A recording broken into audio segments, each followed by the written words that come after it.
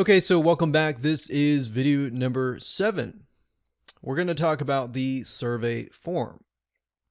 So what we're trying to figure out is how long your survey form should be. And in that thought process, it really depends on your buyer and their attention span. So I can't really say you have to ask them 5 questions or 10 questions or 20 questions.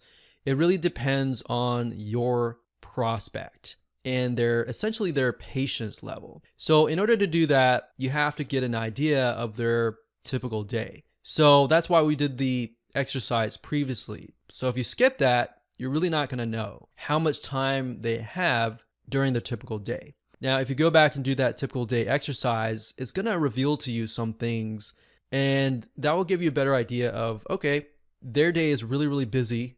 They're not going to sit down and take a 20 question survey, but they will definitely sit down and take a 5 or even 10 question survey. So, like I said, I can't give you an exact number that is going to be required for every single person. It really depends, and you can arrive at a better educated guess by doing that exercise. So, in other words, by understanding your buyer and how willing they are to go through your whole service, that is when you will know. So obviously, you don't want to make it too long, but you want to ask the right amount of questions. Now, in terms of what survey web application you should use, we recommended SurveyMonkey.com and Wufoo.com. And the reason why we don't recommend every single survey form builder or quiz builder or anything out there is simply because for this to really work, you're going to need to have an option that will allow you to redirect people to different locations based on the questions that they answer. So going back to the father, the single woman, and the elderly couple. So we have 3 different choices. If they choose that this is my age, we're retired, whatever, you're not going to want to send them to the exact same location, right? Otherwise, that defeats the whole purpose of a survey funnel and customizing that experience to them. That's why not every single form builder or quiz builder is going to work. Now, what these are called are conditional rules.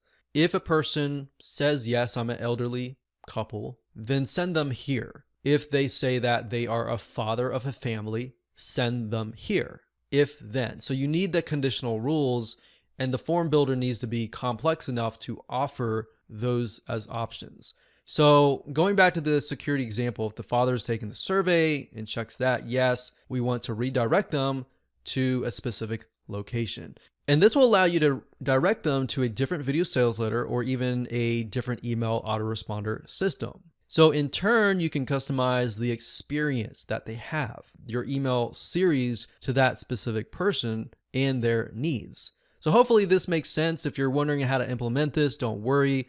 We're going to talk about that in the upcoming videos. What we definitely recommend Wufoo.com or SurveyMonkey.com. Wufoo.com, I believe it's a little bit cheaper. You can start out with the basics, but just make sure that the plan that you choose has those conditional rules. Now, if you want to start out with the cheapest plan first, and then as you discover those different buyers, then you can switch up. So whatever works for you, go ahead and do that now. So now that we've covered that, it's very, very crucial to map out your survey funnel. In other words, what will it look like? And that's what we're going to do in the next video.